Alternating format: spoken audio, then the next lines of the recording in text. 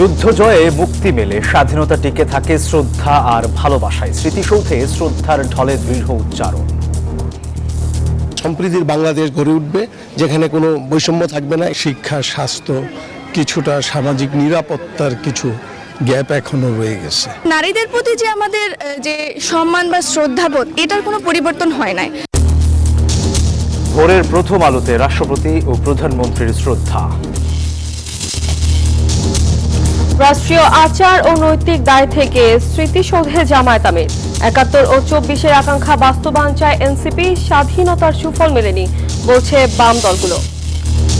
স্বাধীনতার ৫৬ বছরে এসেও ধুঁকছে দেশের অর্থনীতি। উচ্চ মূল্যস্ফীতি, বিনিয়োগ ও রপ্তানির খরা মোকাবেলায় প্রধান চ্যালেঞ্জ বলছেন বিশ্লেষক। ডিজিএফআই এর সাবেক ডিজি মামুন খালেদ ৫ দিনের রিমান্ডে। ভারতে পলাতক হাদি হত্যার আসামিদের আনার প্রক্রিয়া চলছে জানালেন স্বরাষ্ট্রমন্ত্রী।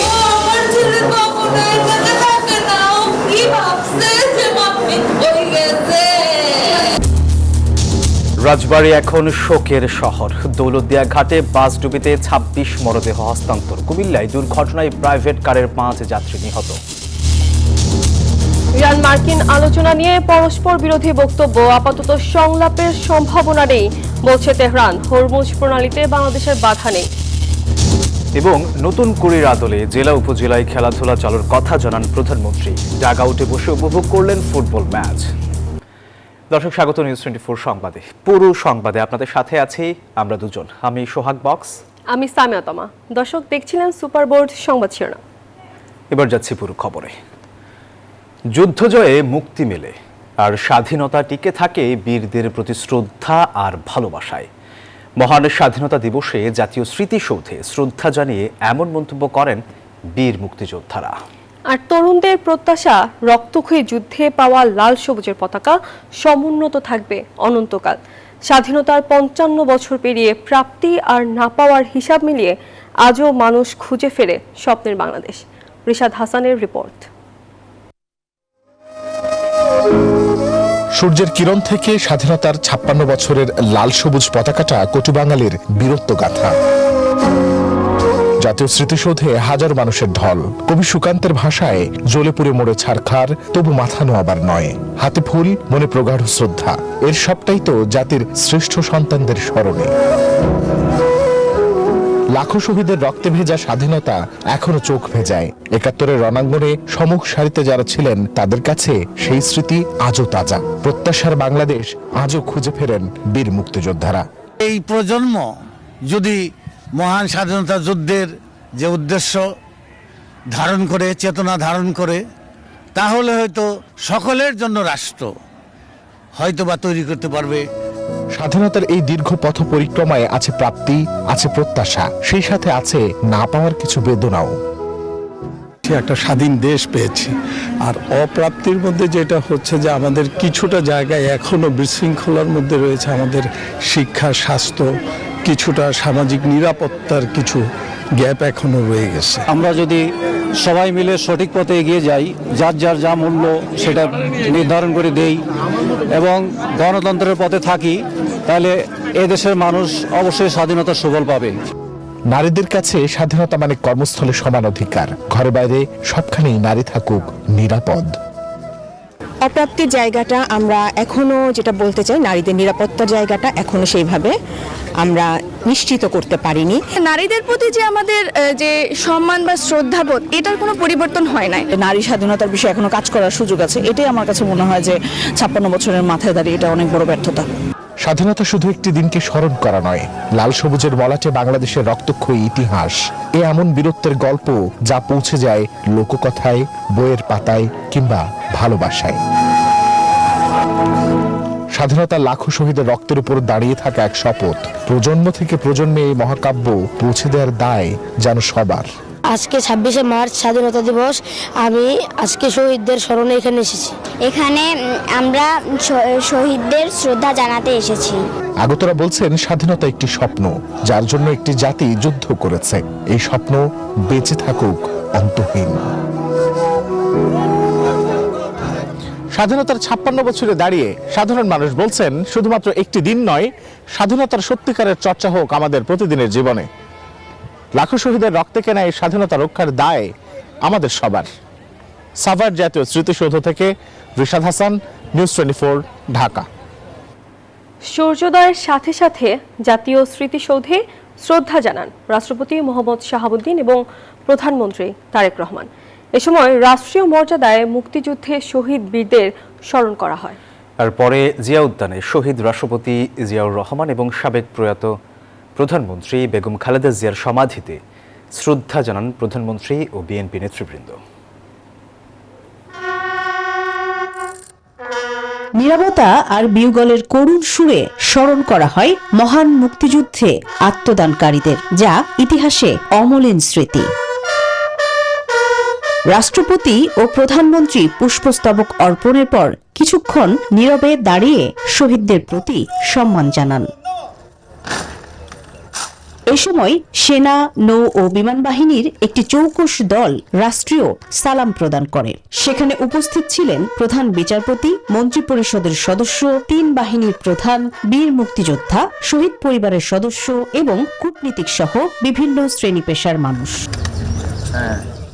পরে দলীয় প্রধান হিসেবে বিএনপি চেয়ারম্যান প্রধানমন্ত্রী তারেক রহমান দলের সিনিয়র নেতাদের সঙ্গে নিয়ে আবারও পুষ্পস্তবক অর্পণ করেন। দোয়া ও মোনাজাতে কামনা করা হয় শহীদদের আত্মার শান্তি এবং দেশের অগ্রগতি। এরপর প্রধানমন্ত্রী স্মৃতিসৌধে আগত বীর মুক্তিযোদ্ধা ও শহীদ পরিবারের সদস্যদের সঙ্গে কুশল বিনিময় করেন এবং পরিদর্শন বইয়ে স্বাক্ষর করেন। আজকে একটা ভিন্ন পরিবেশে আমরা এই স্বাধীনতা দিবস উদযাপন করতে পারছি। আমরা সম্পূর্ণ মুক্ত, ফ্যাসিস্ট মুক্ত একটা পরিবেশে এই দিনটি আমরা উদযাপন করতে যাচ্ছি।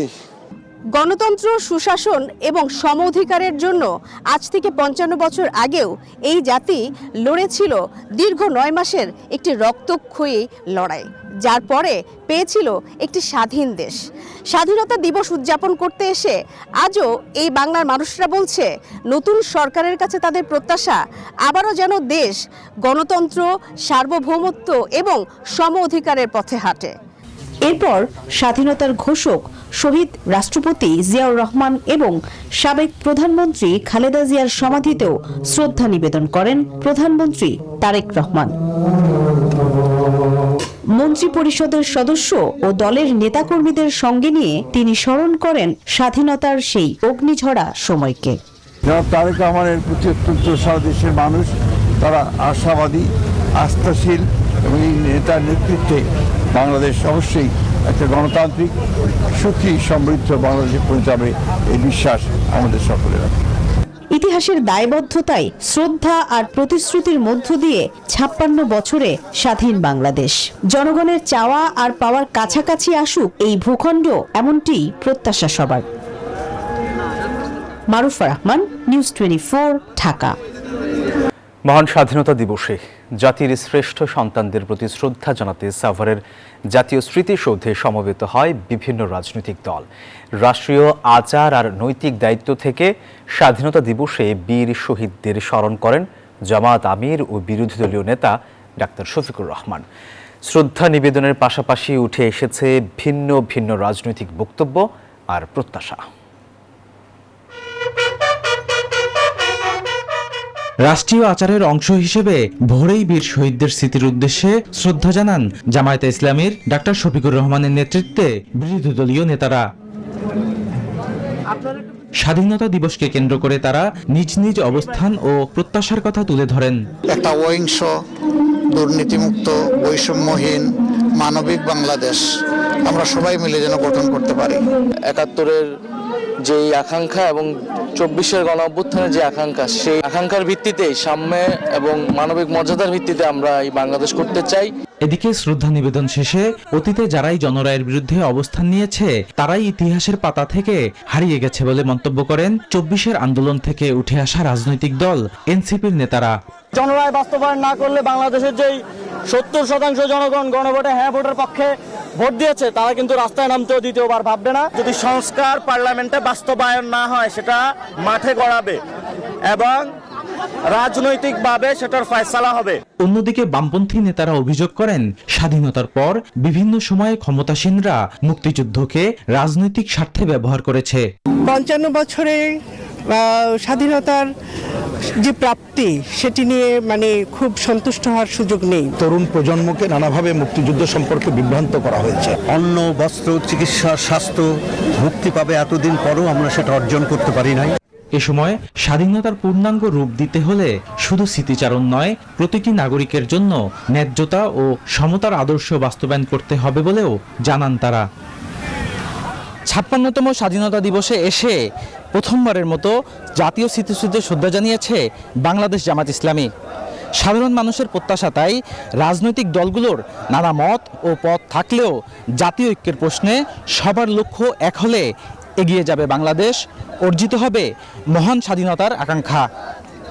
জাতীয় স্মৃতিসৌধ থেকে বদরুল আলম শাওন, নিউজ 24, সাভার, ঢাকা। অর্থনৈতিক বৈষম্যের প্রতিবাদে শুরু হওয়া মুক্তির লড়াই 56 বছরেও এসেও যেন শেষ হয়নি। একসময় তলাবিহীন ঝুড়ি খ্যাত বাংলাদেশ এখন জিডিপিতে অনেক এগিয়েছে, তবে মুক্তিযোদ্ধাদের স্বপ্নের সোনার বাংলা এখনও অধরা। ৭১ থেকে ২৪ জুলাই গণঅভ্যুত্থানে বদলে যাওয়া বাংলাদেশের সামনে এখন প্রধান চ্যালেঞ্জ বিনিয়োগ আর কর্মসংস্থানের গতি এবং মূল্যস্ফীতির নিয়ন্ত্রণ। বিশ্লেষকরা বলছেন, সোনার বাংলা গড়তে প্রধান বাধা দুর্নীতি আর সুশাসনের অভাব। হোসেন সাদাতের রিপোর্ট। যে বৈষম্যের বিরুদ্ধে লড়াই করেছে ৭.৫ কোটি মানুষ, ১৮ কোটির বাংলায় ৫৬ বছরে কতটা কমেছে সেই বৈষম্য?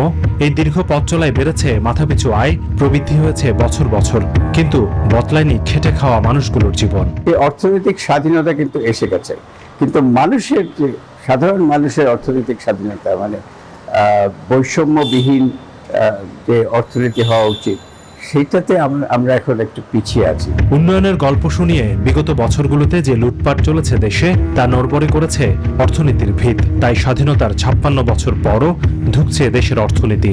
উচ্চ মূল্যস্ফীতি, কমতে থাকা রপ্তানি, বিনিয়োগ আর কর্মসংস্থানে খরা, সব মিলিয়ে অনেকটা স্থবিরতা চলছে অর্থনীতিতে।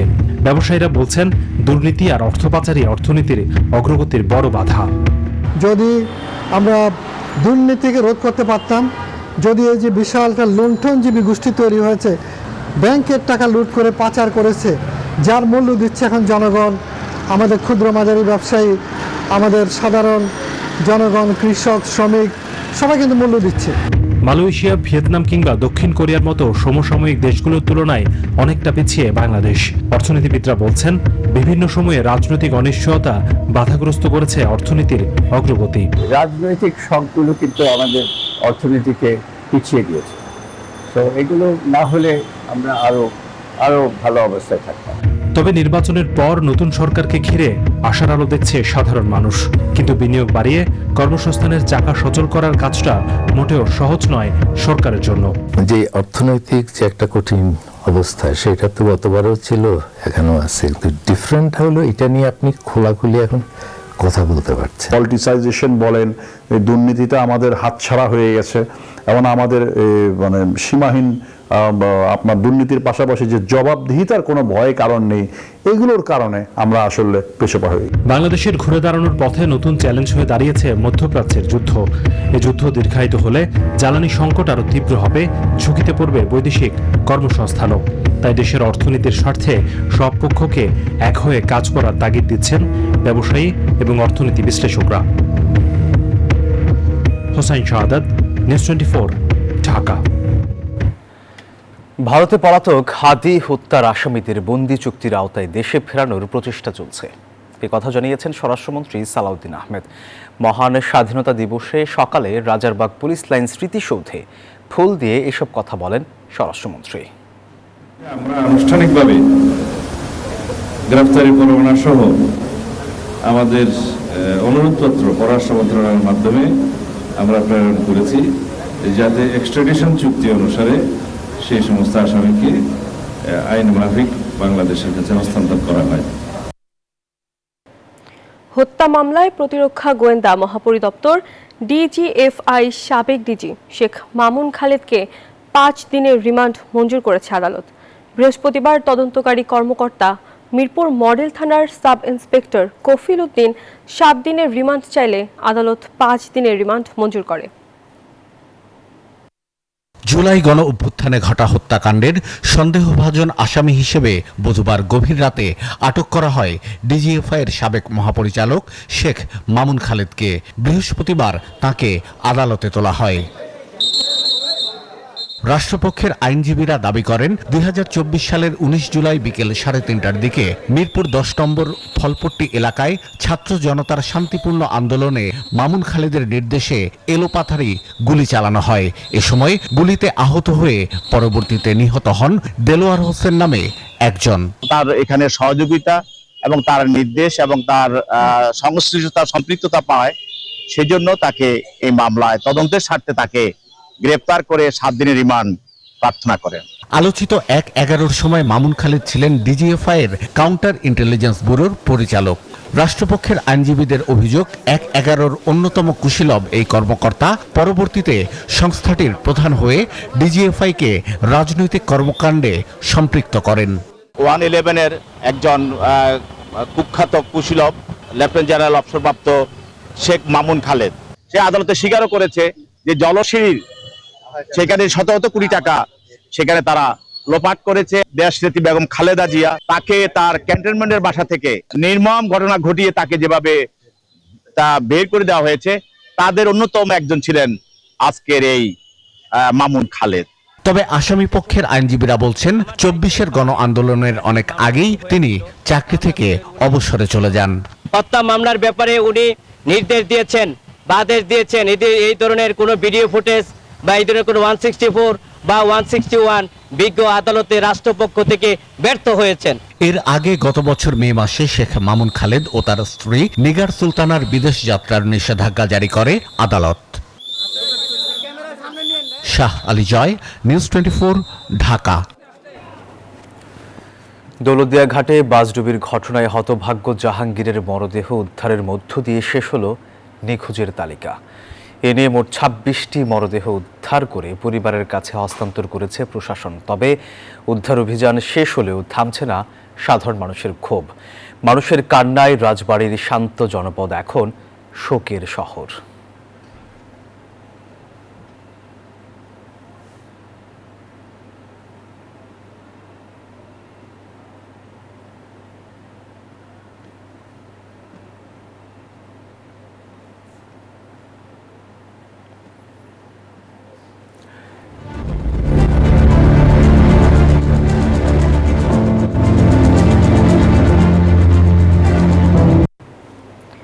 মার্কিন মধ্যস্থতাকারীদের মাধ্যমে আসা বার্তাকে আলোচনা মানতে নারাজ ইরান।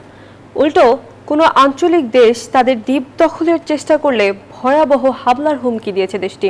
তবে মার্কিন প্রেসিডেন্ট ডোনাল্ড ট্রাম্প আবারও দাবি করেছেন আলোচনা করলেও বলতে ভয় পাচ্ছে তেহরান। আর পরাজয় না মানলে আরও কঠোর হামলার হুমকি দিয়েছে ওয়াশিংটন। এই পরিস্থিতিতে হরমুজ প্রণালী দিয়ে বাংলাদেশ সহ একাধিক মিত্র দেশের জাহাজ চলাচলে কোনো বাধা নেই বলে জানিয়েছে তেহরান। সংঘাত বন্ধের উদ্দেশ্যে ইরান যুক্তরাষ্ট্রের মধ্যে সত্যি আলোচনা চলছে কিনা তা নিয়ে তৈরি হয়েছে ধোঁয়াশা। বুধবার রাষ্ট্রীয় টেলিভিশনকে দেয়া সাক্ষাৎকারে ইরানের পররাষ্ট্রমন্ত্রী আব্বাস আরাকচি জানালেন, যুক্তরাষ্ট্রের সঙ্গে সরাসরি কোনো আলোচনা হচ্ছে না, তবে মধ্যস্থতাকারীদের মাধ্যমে বার্তা বিনিময় চলছে। তেহরান তাদের শর্তে যুদ্ধ শেষ করতে চায় এবং ক্ষতিপূরণ দাবি করেছে। এর মধ্যেই ইরানের পার্লামেন্টের স্পিকার হুঁশিয়ারি দিয়েছেন, শত্রুদের সহায়তা করলে আঞ্চলিক দেশের গুরুত্বপূর্ণ অবকাঠামোতে চালানো হবে হামলা। অন্যদিকে মার্কিন প্রেসিডেন্ট ট্রাম্পের দাবি ইরান আলোচনার জন্য মরিয়া, তবে নিজেদের দেশের নেতাদের ভয়ে তা প্রকাশ্যে স্বীকার করছে না তারা। হোয়াইট হাউস হুমকি দিয়েছে, তেহরান সামরিক পরাজয় না মানলে হামলা আরো তীব্র হবে। মধ্যপ্রাচ্যে ইরানকে নিয়ে আমরা যা করছি তা আগে কেউ কখনো দেখেনি। আর সত্যি বলতে তারা আলোচনা চালিয়ে যাচ্ছে এবং তারা যে কোনো মূল্যে একটা চুক্তিতে পৌঁছাতে মরিয়া, কিন্তু তারা এটি স্বীকার করতে ভয় পাচ্ছে, কারণ তারা মনে করে এটা বললে তাদের নিজেদের লোকেরাই তাদের মেরে ফেলবে। চলমান সংঘাতে কড়াকড়ি আরোপ করা হয়েছে হরমুজ প্রণালীতে। জাহাজ চলাচলে নিতে হবে অনুমতি, গুনতে হবে টোলো। তবে বাংলাদেশ, ভারত, পাকিস্তান সহ মোট 6 মিত্র দেশের জন্য বিধিনিষেধ শিথিল করা হয়েছে। তেহরান জানায়, যুক্তরাষ্ট্র ও ইসরায়েল ছাড়া মিত্র দেশের জাহাজ চলাচলে বিশেষ শর্তে বাধা দেবে না তারা। নীরব দাস, নিউজ 24। দর্শক, এই ছিল নিউজ 24 সংবাদে। এতক্ষণ সাথে থাকার জন্য ধন্যবাদ সবাইকে।